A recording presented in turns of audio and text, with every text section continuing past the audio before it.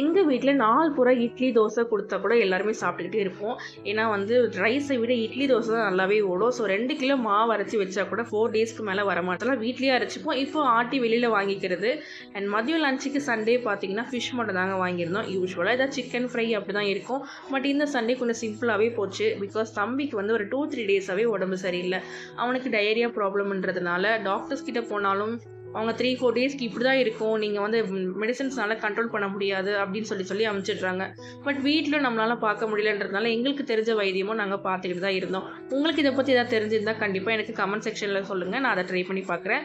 And fish குழம்பு வச்சுட்டு and கொஞ்சமாக ஃபிஷ் மட்டும் எடுத்து ஃப்ரை பண்ணியிருந்தேன். என்னோடய பொண்ணுக்கு வந்து ஃபிஷ் ஃப்ரை இருந்தால் தான் வந்து சாப்பிடுவா. ஸோ அவளுக்காக மட்டும் கொஞ்சம் ஃபிஷ் ஃப்ரை பண்ணியிருந்தேன். ஸோ சிம்பிளாக எங்கள் வீட்டில் ஒயிட் ரைஸ், ஃபிஷ் குழம்பு அண்ட் ஃபிஷ் ஃப்ரை. உங்கள் வீட்டில் சண்டே சமையல் என்னன்னு சொல்லிட்டு கண்டிப்பாக எனக்கு கமெண்ட் பண்ணுங்கள். இதே மாதிரி மோர் வீடியோஸ்க்கு நம்மளோட சேனலை சப்ஸ்கிரைப் பண்ணி வச்சுக்கோங்க. நெக்ஸ்ட் ஷார்ட்டில் பார்க்கலாம். பாய் பாய்.